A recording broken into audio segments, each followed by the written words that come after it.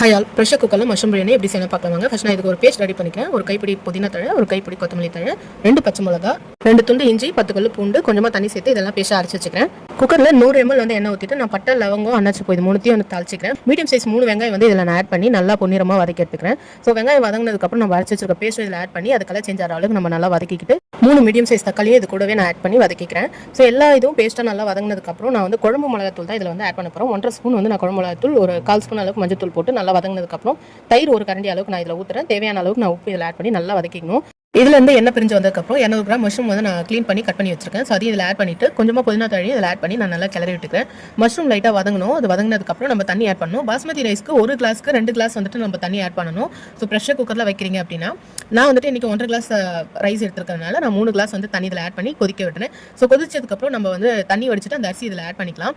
இதில் வந்துட்டு அரிசியும் தண்ணியும் நம்ம ஒரே லெவலில் வர வரைக்கும் வெயிட் பண்ணணும்னு அவசியம் இல்லை. அரிசி ஆட் பண்ணதுக்கப்புறம் ஒரு கொதி வந்துச்சுனாலே நீங்கள் சால்ட்டை டேஸ்ட் பார்த்துட்டு நீங்கள் ப்ரெஷர் குக்கர் க்ளோஸ் பண்ணிவிட்டு விசில் போட்டுக்கலாம். இதில் வந்து நான் ஒரே ஒரு விசில் மட்டும் தான் வைக்க போகிறேன். ஸ்டவ் வந்துட்டு நீங்கள் மீடியம் ஃப்ளேமில் வச்சுக்கணும் இந்த டைமில். ஸோ ஒரே ஒரு விசில் மீடியம் ஃப்ளேமில் வச்சு நீங்கள் விட்டிங்கன்னா போதும். அந்த ப்ரெஷர்லாம் கம்ப்ளீட்டாக வந்துட்டு அதுவாக ரிலீஸ் ஆகணும். இன்கேஸ் நீங்கள் பிரியாணியை தம்மில் போட போகிறீங்க அப்படின்னா வந்துட்டு மீடியம் ஃப்ளேமில் வச்சு நீங்கள் அரிசி தண்ணி ஒரே லெவலில் வர வரைக்கும் வெயிட் பண்ணுங்கள். ஸோ ஒரே லெவல் வந்ததுக்கப்புறம் கம்ப்ளீட்டாக வந்து ஸ்டவ் சிம் பண்ணிவிட்டு ஒரு 20 மினிட்ஸ் வந்து நீங்கள் தம் போட்டிங்கன்னா போதும். அவ்வளோதான், பிரியாணி ரெடி ஆயிடுச்சு. ட்ரை பண்ணி பார்த்துட்டு எப்படி இருக்குன்னு கமெண்ட் பண்ணுங்கள். தேங்க்யூ.